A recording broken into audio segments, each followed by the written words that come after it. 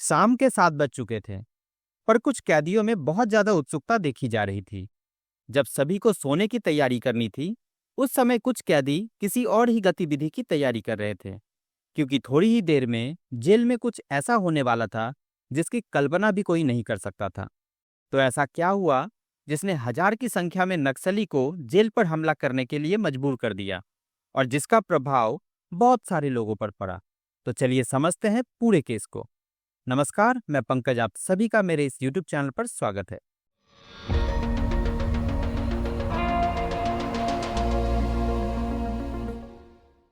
जिला जेल जहानाबाद, तारीख 13 नवंबर 2005। वैसे तो 13 तारीख को बहुत लोग शुभ नहीं मानते, पर जेल में कुछ ऐसा होने वाला था जो बहुत सारे कैदियों के लिए शुभ साबित होने वाला था, पर कुछ को नुकसान का सामना भी करना था। पूरा बिहार राज्य प्रशासन बिहार विधानसभा 2005 के चुनाव में जुटा हुआ था और चारों तरफ सत्ता परिवर्तन दिख रहा था। वहीं जंगलों और उसके आसपास के गांवों में कुछ और ही योजना बन रही थी। अजय कानू और कुछ अन्य नक्सली जो कि जहानाबाद जेल में बंद थे, उन्हें छुड़ाने की तैयारी हो रही थी। अजय कानू एक नक्सली था जो बाद में राजनीति में शामिल हो गया, पर उस समय यानी 2002 में वो जहानाबाद जेल में बंद था। उस पर रणवीर सेना के समर्थकों की हत्या का आरोप था।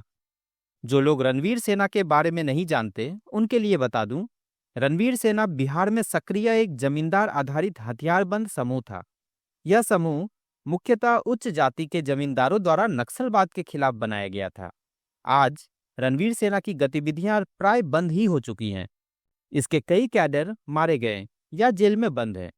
रणवीर सेना की प्रभावशीलता में कमी आई है, लेकिन यह अभी भी बिहार के इतिहास में एक महत्वपूर्ण समूह बना हुआ है। जहानाबाद जेल में जहां अजय कानू बंद था, वहीं रणवीर सेना के कुछ कार्यकर्ता भी बंद थे। अजय कानू और रणवीर सेना के बीच 36 का आंकड़ा था। नक्सलियों ने पहले से ही पूरा प्लान इस तरह से बनाया था कि किसी को कुछ पता चले उससे पहले वो प्रशासन पर हावी हो जाए और अपना काम पूरा कर निकल जाए। देर शाम को नक्सली जहानाबाद शहर में दाखिल हुए। विभिन्न रिपोर्टों के अनुसार उनकी संख्या लगभग 1000 थी।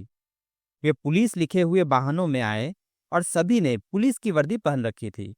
हालांकि चश्मदीदों ने बताया कि कई की वर्दियां ढीली थी, जिससे शक हो रहा था यह हमला प्री प्लान्ड था और उनके आने से पहले ही पूरे शहर की बिजली काट दी गई थी, क्योंकि उन दिनों बिहार राज्य में बिजली की आपूर्ति अनियमित थी। इसलिए अधिकांश लोगों को यह सामान्य लगा। कुछ लोगों ने देखा कि पुलिस वर्दी के नीचे चप्पल पहने हुए भी लोग थे। इससे उनका शक और गहरा गया। शहर में घुसते ही वे रणनीतिक स्थानों पर फैल गए ताकि प्रशासन या सुरक्षा बल कोई जवाबी कार्रवाई न कर सके। जेल के पास कुछ माओवादी लोगों को घरों में ही रहने की घोषणा करने लगे। माइक पर उन्होंने कहा कि उनका आम जनता से कोई झगड़ा नहीं है, उनका मकसद सिर्फ सरकार के खिलाफ है। रात 9:05 पर एक बम फटा, जो कि ऑपरेशन शुरू होने का संकेत था। पुलिस लाइन और जेल पर एक साथ हमला किया गया था। नक्सलियों ने एक साथ पुलिस लाइन और जेल पर हमला इसलिए किया जिससे पुलिस पूरी तरह से भ्रमित हो जाए और पुलिस बल बट जाए। पुलिस लाइन में जिला शास्त्रागार भी शामिल था, पर उस समय वहां स्टाफ की भारी कमी थी, क्योंकि अधिकांश पुलिसकर्मी ड्यूटी पर बाहर थे। गया और पटना जैसे नजदीकी जिलों से भी कोई मदद नहीं आ पाई, क्योंकि वहां से भी पुलिसकर्मी चुनाव ड्यूटी में लगे थे। माओवादी ने शस्त्रागार पर भी हमला करने की योजना बनाई थी, लेकिन जिलाधिकारी ने वहां 8 गार्ड और 11 पुलिसकर्मी तैनात कर दिए थे, जिससे वे पीछे हट गए। पुलिस लाइन के दक्षिण में एक रेलवे ट्रैक था, जहां 2 माओवादी बम से ट्रैक उड़ाने की कोशिश में पहुंचे थे, लेकिन घटना के बाद एक की मौके पर ही मौत हो गई और दूसरा गंभीर रूप से घायल मिला। जेल में भी स्टाफ की भारी कमी थी और जब माओवादियों ने हमला किया तो उन्होंने अपने नेता को ढूंढना शुरू किया। उन्हें अजय कानू और कुछ अन्य साथियों को छुड़ाने में सफलता मिली। इस बीच रणवीर सेना के प्रमुख सदस्य बड़े शर्मा को ढूंढकर मार डाला गया और फिर विश्वेश्वर राय को भी मार दिया गया। सूत्रों के अनुसार हमलावर 9 राइफल और 376 गोलियां भी लेकर चले गए। अगली सुबह तक कुल 389 कैदी फरार हो गए। रिपोर्ट के मुताबिक अधिकांश छोटे अपराधी थे जो अपनी जान बचाने के लिए भाग गए थे। क्योंकि उन्हें लगा माओवादी पूरी जेल को उड़ा देंगे। रिपोर्ट के अनुसार करीब 12 लोग, जो सभी रणवीर सेना से जुड़े थे, इस हमले में मारे गए या कहें उन्हें मार दिया गया। टोटल 389 कैदियों में अजय कानू और कई अन्य मेन नक्सली नेता शामिल थे। इस ऑपरेशन को ऑपरेशन जेल ब्रेक नाम दिया गया था।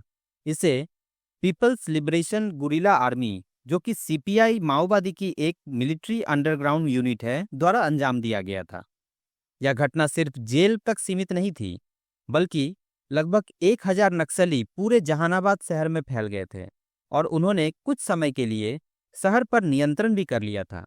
इस घटना के बाद जहानाबाद के पुलिस अधीक्षक सुनील कुमार को निलंबित कर दिया गया, क्योंकि वे इस हमले को रोकने में विफल रहे थे।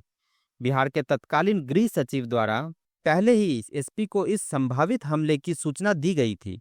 इसके बावजूद प्रशासन इसे रोक नहीं सका। भारत सरकार ने इस घटना के बाद 1000 से अधिक अर्धसैनिक बलों को बिहार भेजा और हवाई सुरक्षा बल तैनात करने की योजना भी बनाई गई। इस घटना के कई सालों बाद अजय कानू को फरवरी 2007 में फिर से गिरफ्तार कर लिया गया। उसे बेऊर जेल में कड़ी सुरक्षा में रखा गया और उसके गांव की संपत्ति जब्त कर ली गई। कई वर्षों के सजा के बाद 2022 में कानू को बिहार सरकार ने जेल से रिहा कर दिया। यह घटना न सिर्फ राज्य की पुलिस और प्रशासन की विफलता को उजागर करती है, बल्कि यह सबक भी देती है किसी भी इंटेलिजेंस इंफॉर्मेशन को हल्के में नहीं लेना चाहिए। इसके बारे में आपकी क्या राय है, कमेंट करके जरूर बताइएगा। अगर वीडियो अच्छा लगे तो चैनल को सब्सक्राइब करें, वीडियो को लाइक और शेयर करें। आपसे अगले वीडियो में मिलेंगे, तब तक के लिए नमस्कार, जय हिंद।